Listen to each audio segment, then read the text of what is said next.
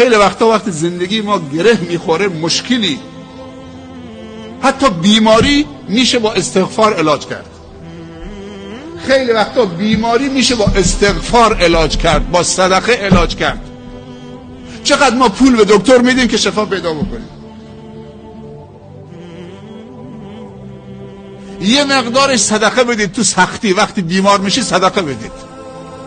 بیماراتون رو با صدقه، علما میگن وقتی مشکل میاد تو زندگیت برو مشکل دیگران رو حل کن. تا زندگیت گره میخوره برو گره کسی دیگر رو باز کن که گرهت بلا فاصله باز خواهد شد. یا شروع به استغفار بکن. حضرت یونس اینجا چه کار کرد؟ نافرمانی کرده، بدون امر خدا قومش رو رها کرده، گرفتار شد،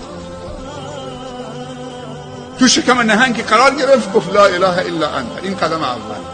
سبحان